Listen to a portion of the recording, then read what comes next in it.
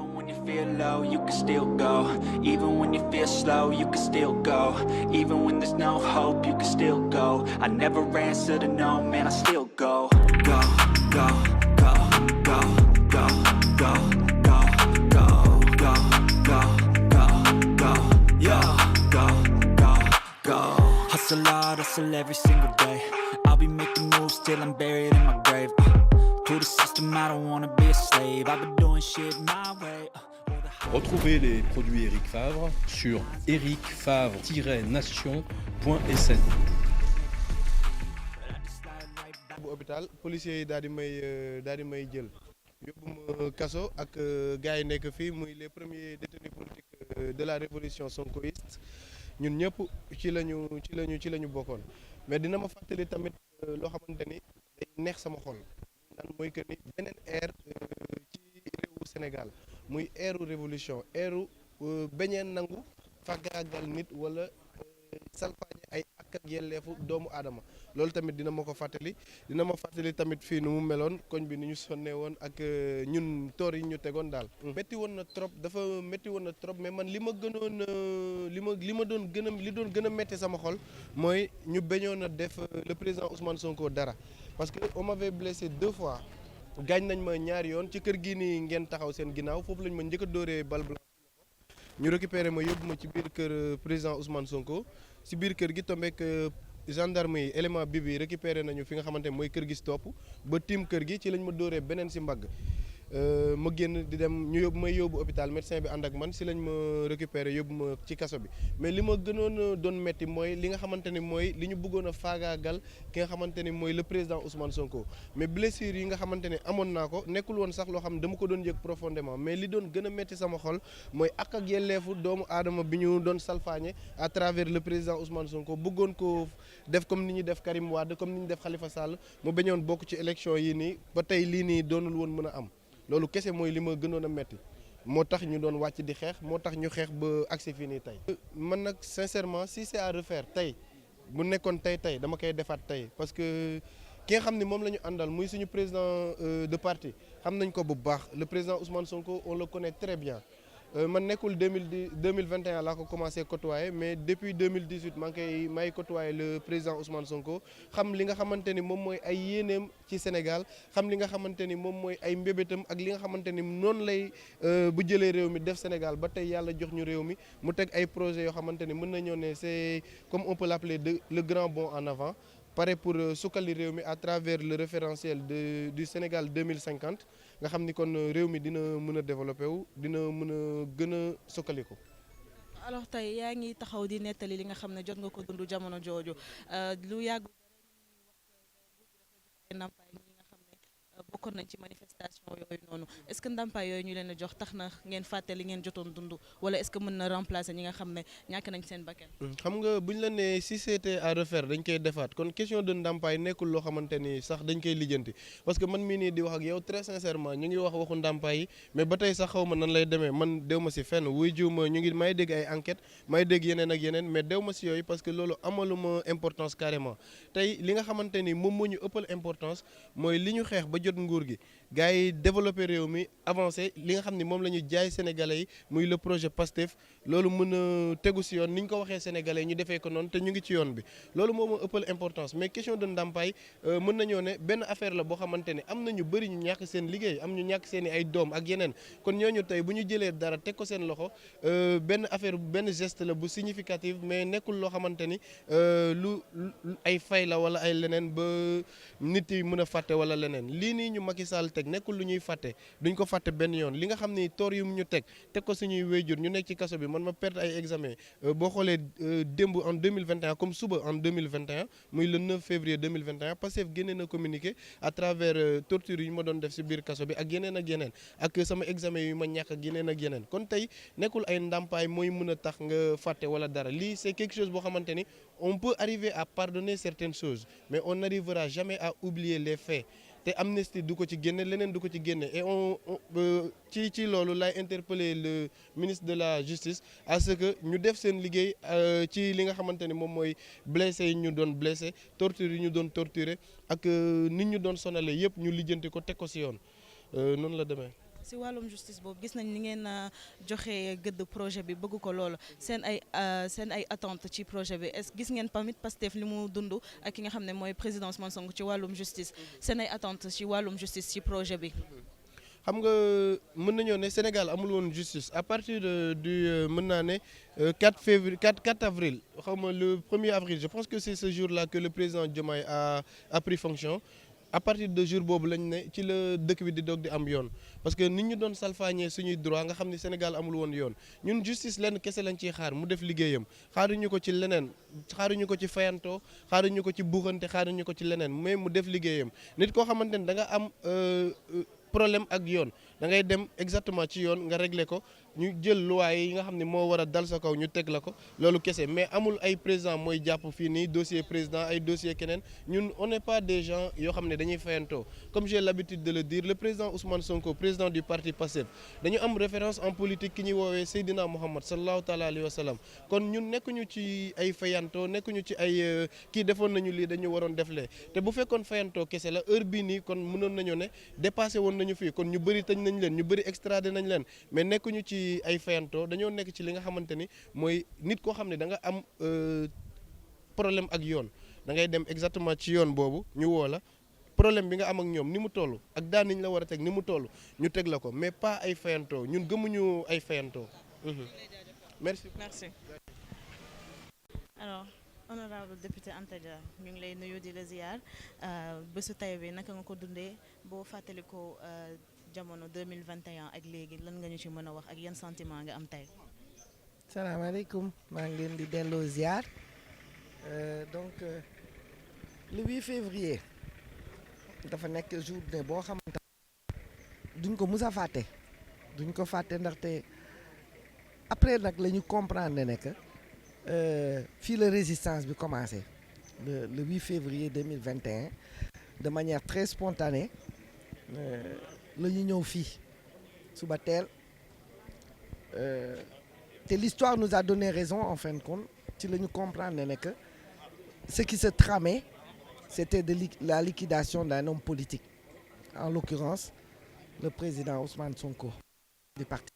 extraordinaire bu démarré aux alentours de 9h 9h30 et ça s'est terminé vers les coups de 17h c'était du non-stop on a résisté on a protégé cette maison parce que ñoom li ñu bëggoon mooy ñëw jël si président Ousmane Sonko yóbbu ko sans pour autant xaar ñu summi immunité parlementaire am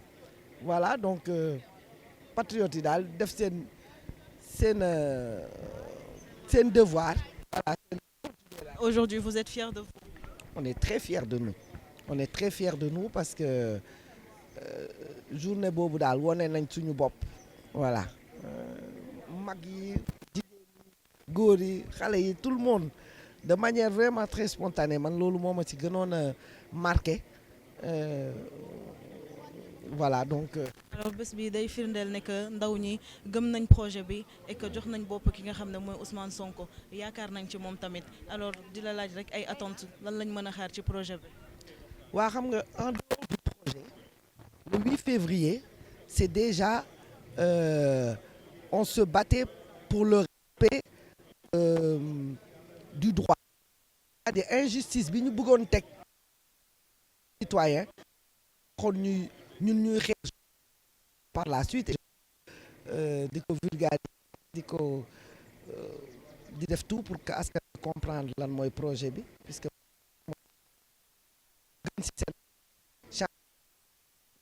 ñu retrouver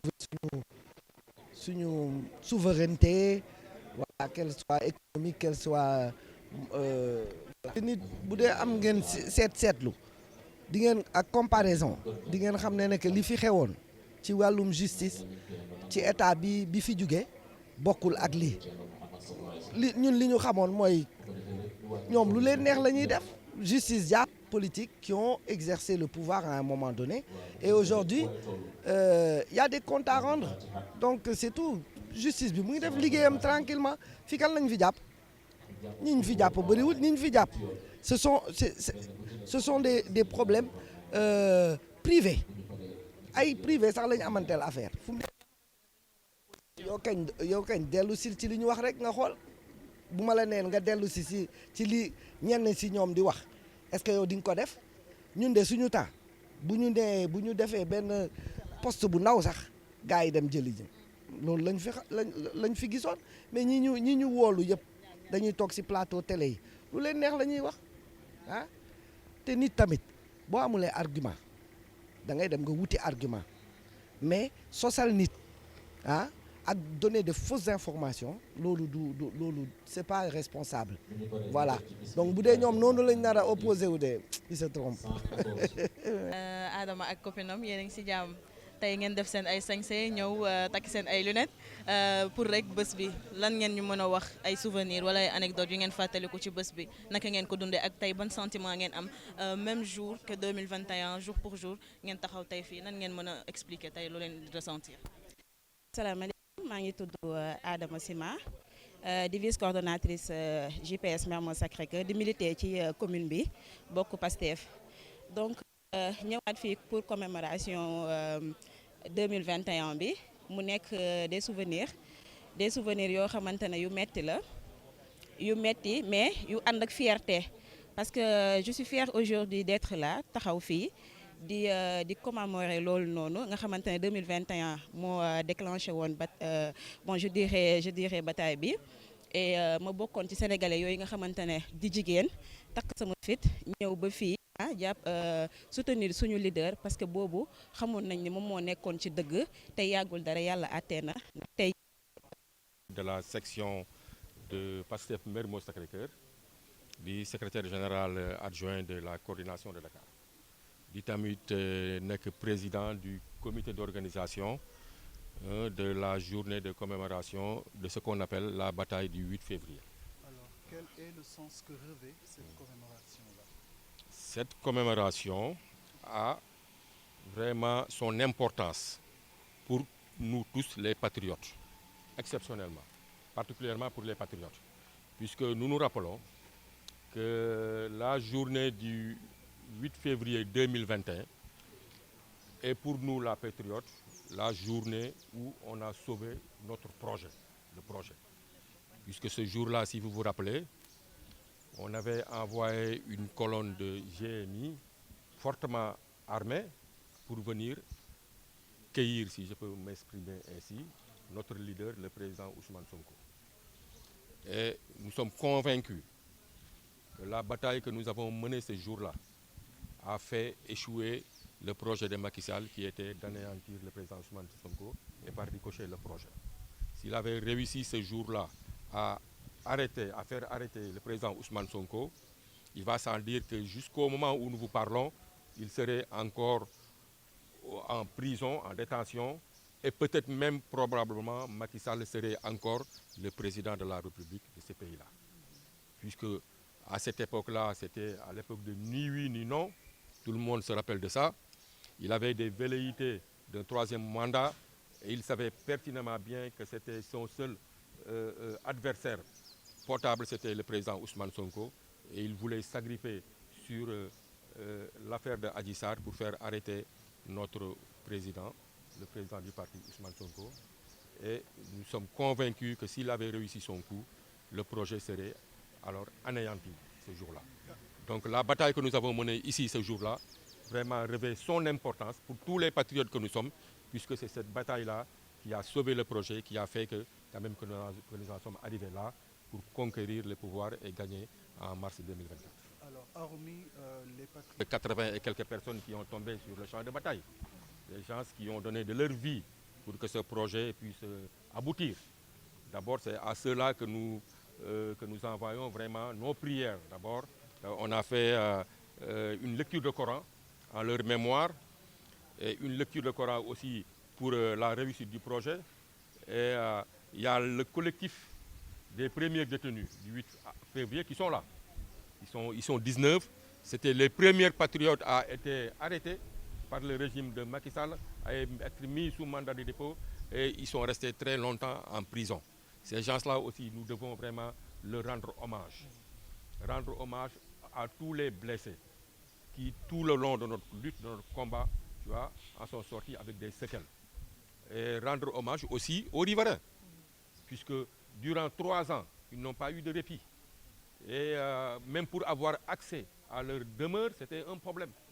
Tout le monde se rappelle du blocus de Cité Keur Gorgui pendant plus de 60 et quelques jours, 86 si je ne me trompe pas, et qui 55 jours, c'est ça? C'est Et plus puis, de 55 jours. voilà, donc c'était quelque chose de vraiment, de vraiment très dur pour les riverains. Et à toutes ces personnes-là, vraiment, nous tenons quand même à rendre hommage.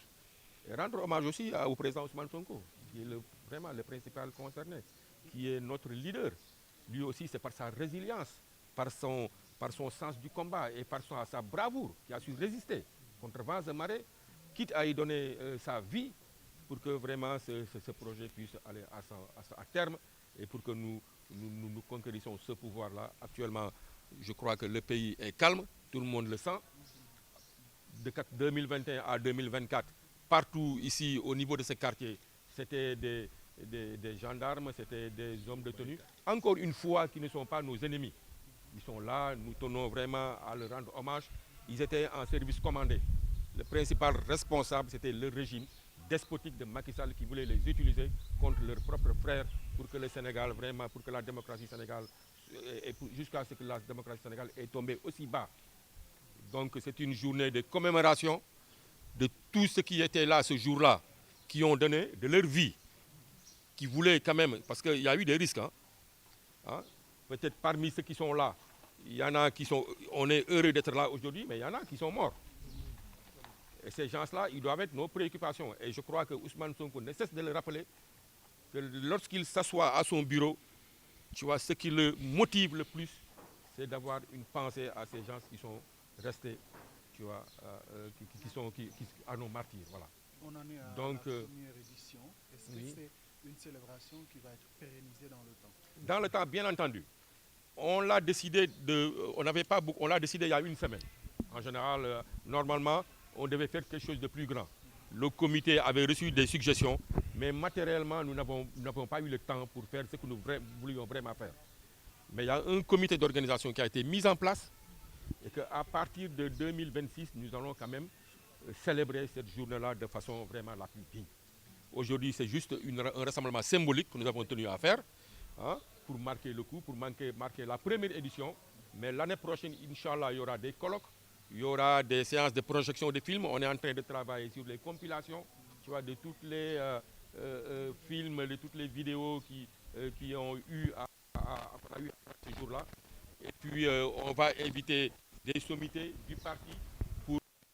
caaxaan la woon. Donc, journée bi du 8 février 2021, journée bu am solo la pour jeunes patriotes yi ndax journée boobu mooy la première journée de résistance bu patriotes yi wane que ñoom projet bi seen bakkan lañ ci teg waaw.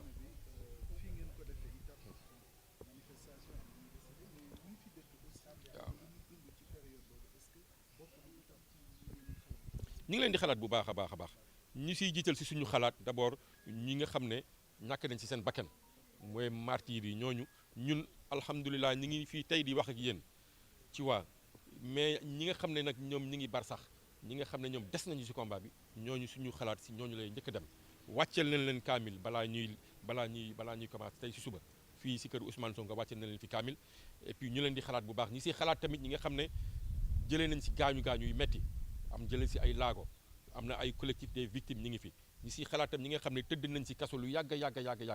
collectif des premiers détenus du 8 février ñi ngi fi tey ñooñu lu ñu njëkk a jàpp si xeexu pour la préservation du projet bi ñooñu tey yàgg nañu kaso ñooñu lu ñu njëkk a def mandat de dépôt avant même ñuy jàpp suñu leader Ousmane Sonko donc ñooñu ñëpp ñu ngi leen di xalaat di si xalaat dëkkandoo Ousmane Sonko yi nga xam ne ñetti at dunduñu ñi ngi barricade koñ bi ñi ngi xeeñtu ay grenades lacrymogènes dégg nga maam ñi ngi leen di bu ñu fi amee blocus 50 et quelques jours yi ko Ousmane Sonko pour ñu am accès seen kër sax wala seen jànq yi wala seen doom yi di dem jàngi di liggéey problème la woon donc ñu leen si massawu di leen si gërëm di leen sant vraiment ñoom tam dundoon nañu boobu lu métti ndaxte ginnaaw njabootu Ousmane Sonko defe naa dëkkandoo yi ñoo si gën a métti le donc ñoom ñëpp leen di xalaat di leen gërëm di leen sant donc tey rassemblement bi journée sargal la woon sargal si vraiment ñu fi nekkoon di xeex sargal si ñi nga xam ne bàyyi nañu fi seen bakkan rotte si sargal si patriote yëpp ndaxte du ñu fi nekkoon rek la ñuy sargal parce que am na ñi nga xam ne ñi ngi seen kër wala sori nañu Dakar dëkkuñu sax Dakar waaye ñooñu nu ñu gëmee woon projet bi bëggoon projet bi amana sax moo gën a fort ñun ñi fi nekkoon ñu ko bëggee woon te bu leen yàlla mayeen ñu nekk fii nekk Dakar waa diaspora bi du ñuy ñëw jàpp ci combat bi ñooñu kenn gënal leen bëgg kii bi donc ñun symboliquement lu ñu ñëw rek donc journée bi nga xam nañu journée bii la ñu sauver projet bi ñu nar ko jox gëddëm nag tey première édition bi du ñu ne dañuy ñëw rek def benn rassemblement symbolique mais incha allah à partir de 2026 créé nañu benn comité d'organisation ak de réflexion bi nga xam ne dinañ si gën a gëstu pour xool naka lañu koy gën a ñoŋalee dinañ si bëgg nañ si def ay colloque def si ay reportage de film ba pare ay waxtaan woo si ay historiens tamit woo si ay kàngamu parti bi ñu ñëw pour beneen ñoon incha allah prochaine édition bi incha allah mu nekk journée bi nga xam ne dinañ ko jël en considération bëgg nag patrie bi le parti approprié wu journée bi parce que journée bu am solo la si Pastef waaw bëgg nañ nag les autorités du parti ñu gunge ñu si la commémoration de la journée du 8 février 2021 muy journée bi nga xam ne si la patriote yi njëkk a taxaw ne du ñuy jàmbaarloo ak Macky Sall te njëkk a taxaw pour sauver le projet du Pastef waaw ma leen di jaajëfal. Très bien, voilà. Voilà, je m'appelle Marie-Thérèse Diédiou. Je suis à 3 ou 4 maisons de chez Ousmane Sonko. Donc, tous les événements que les gens sont venus commémorer aujourd'hui, le 8 février 2021, nous les avons vus avec la famille de Ousmane Sonko. Je l'ai dit tantôt, nous ne dormions pas et nos familles étaient dans des situations très difficiles parce que tout le monde voulait que l'on déménage. Les gens ne voulaient pas qu'on reste là. Ils se disaient lu tax ngeen di toog foofu di subir lii ñi dëkk ci ginnaaw dañu doon wax mais jóge leen foofu ñi nga xam ne waa beneen côté bi la dañu doon wax Ousmane Sonko moo leen teg lii yëpp toxu leen ma ne leen lu tax ñuy toxu Ousmane Sonko doxuñu dara Macky Sall moo ñu teg lii li ñu dal Macky Sall moo ñu ko teg te di koy Ousmane Sonko di xeexe ak njabootam parce que loolu fokk ñu wax ko Ousmane Sonko doon na am beneen façon njaboot du mun a résister ni mu résister ci biir kër gi parce que moom ci biir kër gi la nekk ñun ñoo nekk ci mbedd mi sax am nañu sax air ñu ngi ci mbedd bi mun nañu dugg mun nañu génn ñu moom munul génn munul dugg munul dem fenn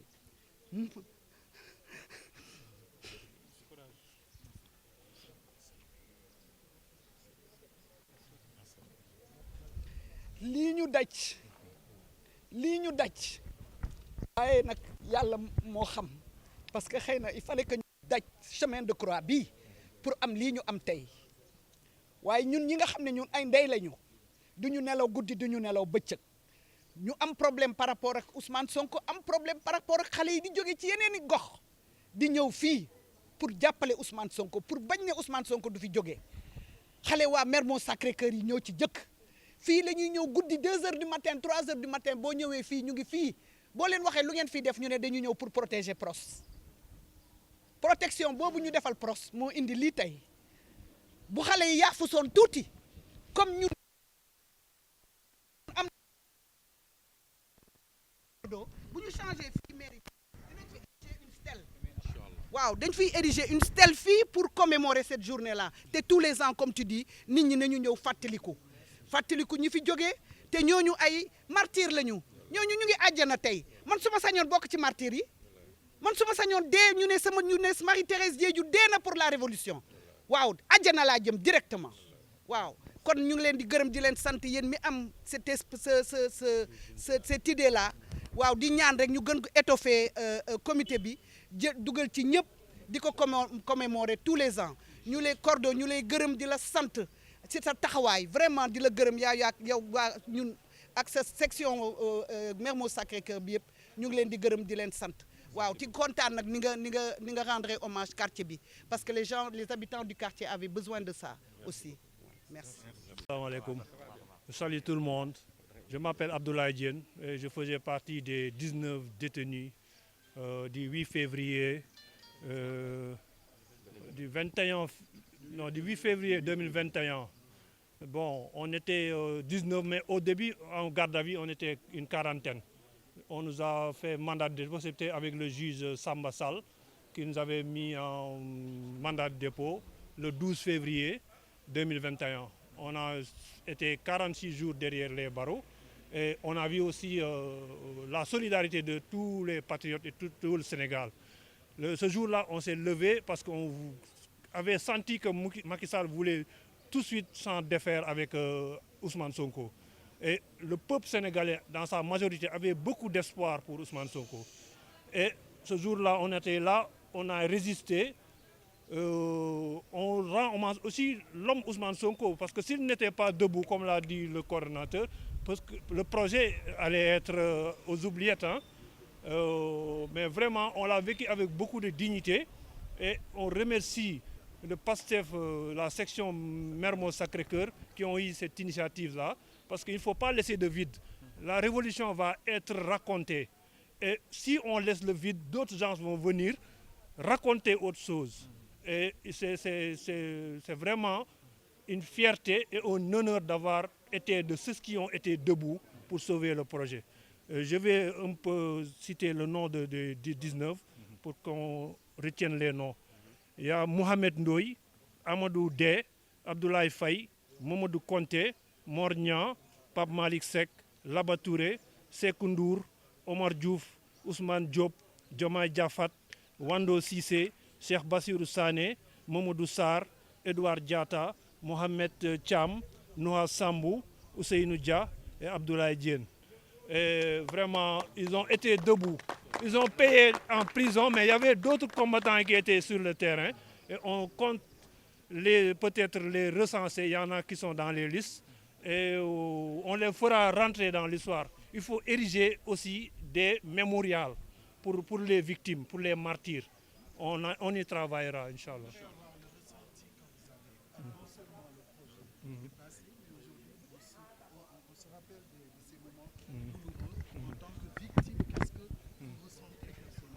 Oui, parce qu'au début, c'était vouloir nous faire peur.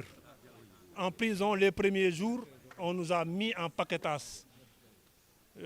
Après, ils ont un peu desserré l'étau, ils nous ont un peu dispatchés dans plusieurs chambres au Cap Manuel. Même les Abbas Fall et les Biram Souley, ils nous ont rejoints là-bas, on était dans la même chambre. Après, on a eu un traitement un peu allégé. On a eu aussi l'assistance de PASTEF qui nous ont envoyé beaucoup de choses derrière les barreaux. De l'argent, je me rappelle Fatima Mbeng avec Abbas Fall, ils venaient nous amener de l'argent. On a reçu une assistance vraiment de la part de PASTEF qui a souligné aussi. On les remercie, ils pouvaient nous délaisser. Mais la solidarité durant ces 3 années a été extraordinaire. Et on se réjouit d'avoir gagné ce combat. Parce qu'on s'est engagé sans savoir si nous gagnions ou pas. Hein, mais on a gagné grâce à Dieu. Il faut aussi poser des actes forts. Parce que la révolution, il y a une phase de résistance. Il y a une phase d'application de la résistance, de la révolution. On souhaite qu'ils réussissent. Parce que tout le Sénégal, toute l'Afrique, même les pays d'autrui, ils ont l'œil sur le Sénégal. On doit réussir, on ne doit pas passer à côté, Inch'Allah.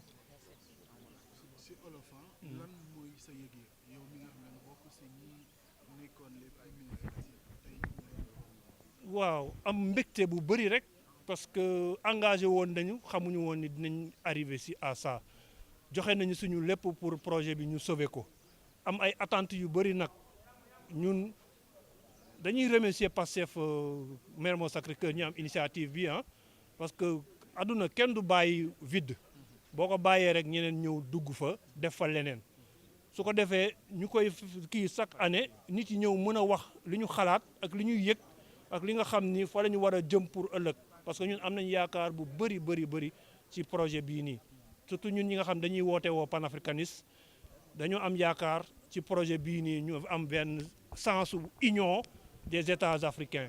loolu moom suñu mbébét la suñu combat la avant ñuy xam Ousmane Sonko léegi xam nañ ko gis nañ ni bëgg na loolu président bi nga xam ne moom moo ko tànn muy Bassirou Diomaye Faye bëgg na loolu nañ ci taxaw ñu fexe ba africains yi booloo ci ay kuréel yoo xam ni day sérieux day indépendant su ko defee ñu jëm vers cette union là nga xam ni mooy suñu doole pour ëllëg tey di le 8 février mu di ñuy commémorer 8 février 2021 bi nga xam te ne mën nañu wax ne ci la résistance bi daal di commencé woon d'abord li nga xam ne di rassemblement bi qu'est-ce que lan moo ko waral surtout li nga xam ne objectif bi waaye également qu'est-ce que ça vous rappelle ci moment boobu. waaw déjà li ñuy def mooy sant yàlla ba pare parce que defe naa ni tey suñu yàlla dimbalee ba ñu mën a toog fii ba ñu ne dañuy fàttaliku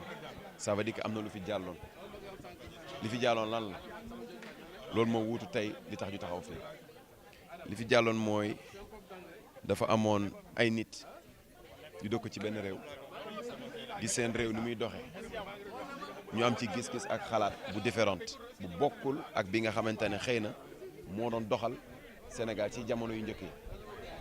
ñu dajaloo bind taarix ne ñun de nii lañ gisee Sénégal bu suba te lii lañ ci am yéene gannaaw ba ñu booloo ba ay nit yu mel ni ñoom wala yuy xalaat ñu mel ni ñoom d'accord ci seen gis-gis ànd ak ñoom def benn say ñu koy woowee kuréel boo xam ne mu tudd parti politique bu tudd le Pastef ñu jiital benn leader bu tudd ki nga xamante ne mooy le président Ousmane Sonko bañ ko jiitalee mu am xalaat ni tey Sénégal war na mën a changer ci doxalin ci taxawaay ci gis-gis ak ci jëfin mais tamit face bi muy wone au niveau national et international mu am ñeneen ñu taxaw ne loolu du fi am te yàlla dafa ne xeex moom buñ lay bu naxataal am nga droit xeex surtout nag rawatina ngay xeex ngir dëgg mu nekk loo xamante ne tey histoire bi daf ñu jox dëgg ci lañ doon xeex taxawaayam boobu mu taxawoon mu amoon ñu ne du fi taxaw moo jur le 8 boobu ci 2021 ba tey njeexantal bi moo meññ li nga xamante ne mooy la vraie révolution du Sénégal parce que ba mu taxawee ne lii nii laa gisee ñu ne ko lii du fi am mu taxaw bañ jàmmarloo ak ñoom joxe bakkanam nag bakkanam boobu mu joxe moo jur tey li nga xamante ne mooy la révolution bi nga xamante ne mooy la vraie révolution du Sénégal mais aussi la liberté et l'indépendance du Sénégal ci loolu nag la amoon ñeneen ñi gëm projet bi ànd ak moom muy ay frères am ñi ay sœuram ñi ay yaayam parce que bu ma waxee loolu mun nañ ko daggate ci li nga xamante ne mooy pàccu parti bi muy la JPS muy jeunesse bi muy ay rakam ñi nga xamante ay collaborateurs am muy ay frères am ak ay sœuram mais ñi nga xamante ne mooy magi Pastef tey ñoo ñuy wax magi Pastef c'est les sages mais mu am tamit ay nitu diine mooy ñi nga xam ne waa jàngo bi comme ñi nga xamante ne waa axlu islam ñëpp ànd ak moom def benn say def benn doole ne dañuy ànd ak yow jàppale la si li nga xamante ne mooy xeex ngir Sénégal mën a am njëriñ tey nag dañuy sant suñu borom parce que bu ñu mënee taxaw fii def naa ni takk der yi ñuy gis nii ca jamono boobu takk der yi taxawuñu fii tey takk der yi ñoom ñooy garder këram waaye jamono boobu sous l'ordre de ay nit yoo xamante ne xëy na ñoo doon diriger jamono boobu dañ leen a joxoon ay ordre yoo xamante ne waxuma garder mais dañ doon duma dañ doon oppresser li nga xamante ne mooy la population en particulier moom ak njabootam ndax defe naa ni tey fii ñu taxaw ni kenn mënu fi woon taxaw ci jamono boobu tëjoon nañ koñ bi fële tëj koñ bi fii tey ñoom ñu ñëw di garder këram donc loolu mënuñu lu dul sant yàlla ñu xam ni yàlla rek moo mën te dëgg rek ay mujj waaw moo tax loolu mënuñu def lu dul sant suñu borom waaye it encore une fois gàcce ngaalama waa maire Moussa Kër parce que tamit am na taxawaay bu am solo buñ si amoon jamono boobu def naa ni la vraie révolution a été actée par le président Ousmane Sonko de par woote bi waaye taxawaay bi dafa amoon ñu fi nekk jamono boobu man mi ngi ma fekk maa ngi woon tugal di daan suma doole di ñafe waaye taxul woon ni bokk moon parti bi maa ngi woon si Pastef États-Unis waaye ñi fi jiitu ñoom ñoo encouragé ñeneen ñi ci topp ñu mel ni man ak ñeneen donc ñooñu dañ leen di gàcce ngaalama di leen jaajëfe ku mel ni Thierno mi nga xam ne mooy suñu coordonnateur ak képp koo xamante ne dafa bootu ci ginnaawam vraiment loolu man mënuma lu dul delloo leen njukkal parce que tey bu ñu naan jàmbaar dëgg ki jiitu koo koy jàmbaar parce que kooku moo wane yoon donc ñoom bokk nañ ci ñi nga xamante ne tey bu ñu bind taarix ak histoire li nga xamante ne mooy la révolution le départ le début de cette révolution bokk nañ ci ginnaaw ki nga xamante ne mooy le capitaine le général Ousmane Sonko wane yoon bi dafa am yeneen frère yeneen ndaw yeneen soxna yeneen mag ñoo taxaw jëmmal li nga xamante ne mooy l'appel donc loolu dañuy def lu rafetlu ko mais di ci sant suñu borom julli ci yonente bi sallallahu alayhi wasallam ba mu ñu mayee li nga xamante ne loolu lañ doon ñaan mooy lii tey di ñaan nag askanu Sénégal ñu xam ni la révolution après la révolution il y a une concrétisation de la révolution et foofu lañ toll nag ñu toll ci concrétiser la révolution on a acté la révolution maintenant il va falloir concrétiser mooy nan gunge leen jàppale leen taxaw leen waaye encore une fois ginnaaw xeex boobu ñu def pour xeex pour suñu askan léegi nañu xeex pour suñu bopp bu ma nee xeex suñu bopp mooy xeexal Sénégal kenn ku ci nekk surtout la jeunesse sénégalaise man damay wax ñoom ñëpp suma frères yi suma sœurs yi alal neex na trop waaye xam-xam moo dàq parce que ba may xam-xam am alal nañu wuti xam-xam nañu dem dans la formation formation am na fi 3FPT am na fi ANPEJ am na fi ONFP am na fi il y a des organismes yoo xamante ne la jeunesse sénégalaise aujourd'hui dañu war a ñun ñëpp ñu takku dem uti xam-xam pour defar suñu réew ginnaaw bu ñu acté révolution il faut concrétiser et il faut concrétiser avec des acte boobu mooy lan xam-xam réew xam-xam moo koy doxal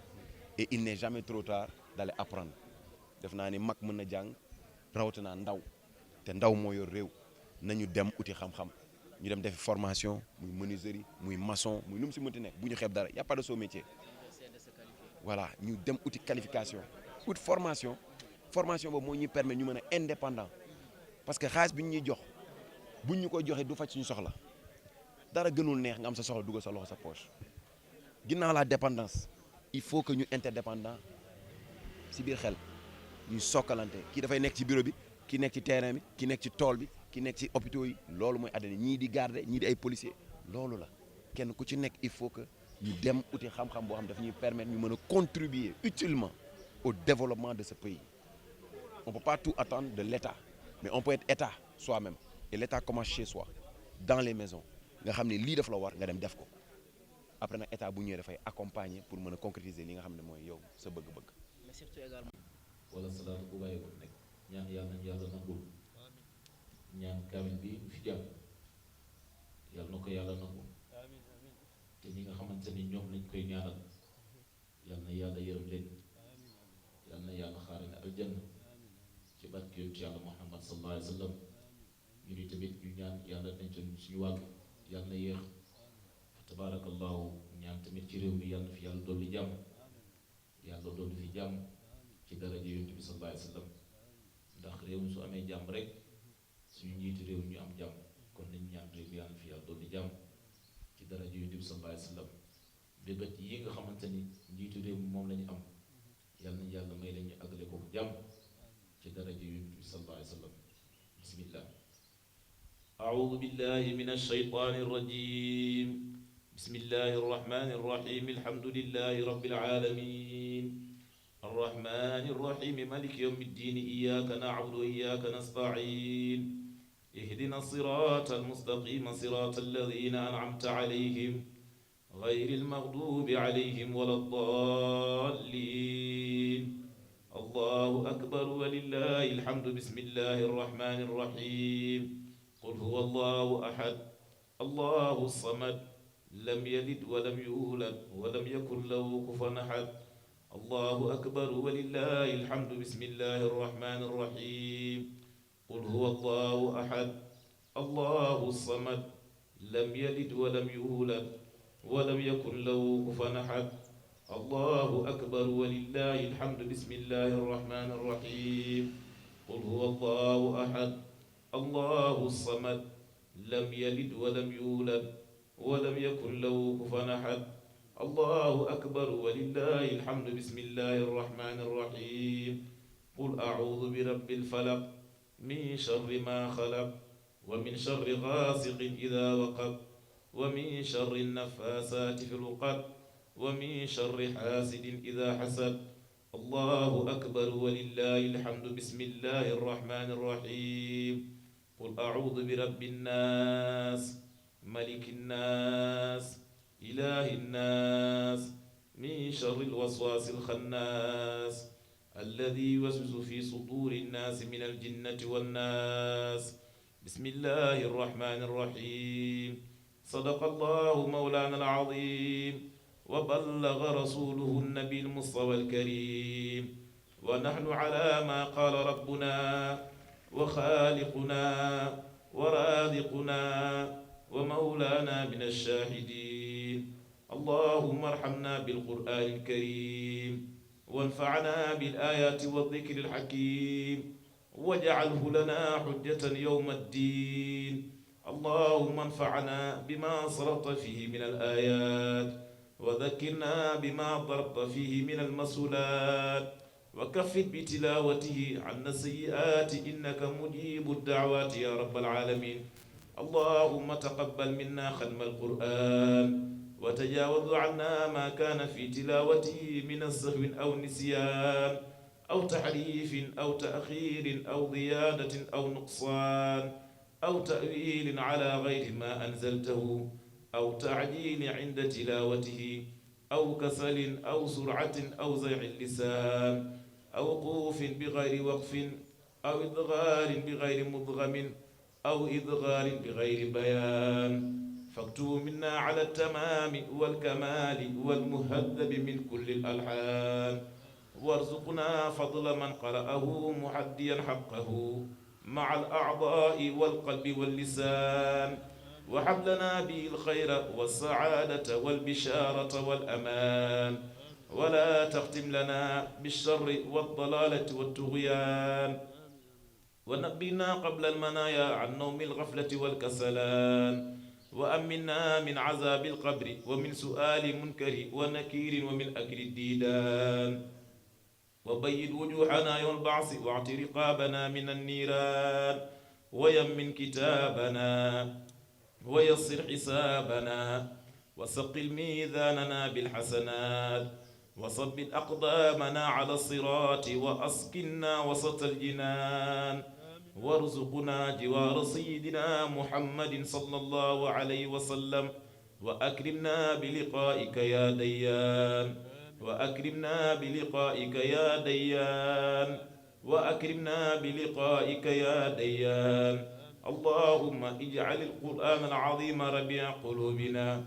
وجلاء أحزاننا وذهاب غمومنا وقائدنا وسائقنا إلى جنة النعيم. اللهم اجعله أنيسنا في الوحشة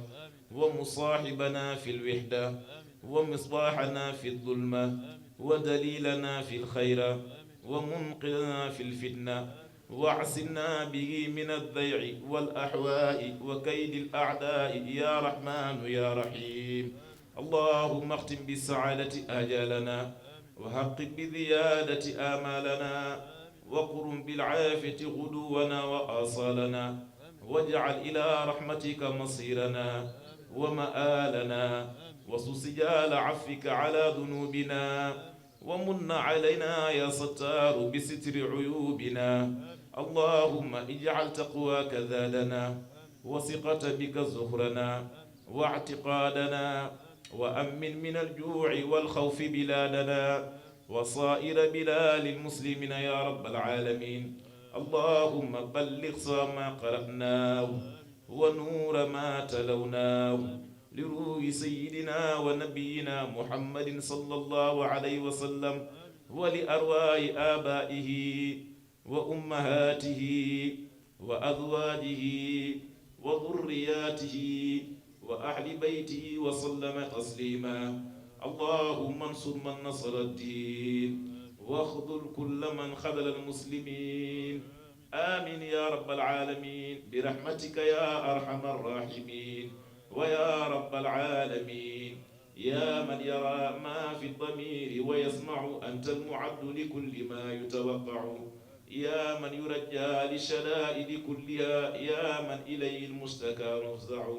يا من حذائر رزقه في قولكم أمن فإن الخير عندك أجمع. ما لي سوى فقري إليك وصيلة وبالافتقار إليك فقري أدفع.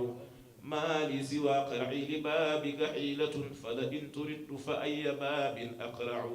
ومن الذي أدعو وأحتف باسمه إن كان فضلك عن فقير يمنع. حاشا لمجدك أن تقنت عاصيا الفضل أجزل والمواهب أوسع. بالذل قد وافيت بابك عالما أن التذلل عند بابك ينفع. وجعلت معتمدي عليك توكلا وبسطت كفي صائلا أتضرع. وبحق من أحببته وبعثته وأجبت دعوة من به يتشفع اجعل لنا من كل ضيق مخرجا والطف بنا يا من إليه المرجع ثم الصلاة على النبي وآله خير الخلائق الشافع المشفع اللهم صل على سيدنا محمد طب القلوب ودوائها وعافية الأبدان وشفائها ونور الأبصار وضيائها وقوت الأرواح وشرابها الفاتح لما أغلق والخاتم لما سبق ناصر الحق بالحق والهادي إلى صراطك المستقيم وعلى آله حق قدره ومقدار العظيم سبحان ربك رب العزة عما يصفون وسلام في الدنيا وسلام في الدنيا وسلام في الدنيا وسلام في الدنيا وسلام في الدنيا وسلام في الآخرة وسلام في الآخرة وسلام على المرسلين والحمد لله رب العالمين. ku nekk na jàng Fatiha salaatul Fatiha ñaan yàlla ñu yàlla nangul ci barke Yonent bi sallallahu alayhi wa sallam ku nekk nga jël nga jox ko loxo nga baalu daal yàlla yàlla nangu. Even when you feel low, you can still go. Even when you feel slow, you can still go. Even when there's no hope, you can still go. I never answer to no, man, I still go. Go, go, go, go, go, go, go, go, go, go, go, go, yeah, go, go, go. Hustle hard, hustle every single day. I'll be making moves till I'm buried in my grave.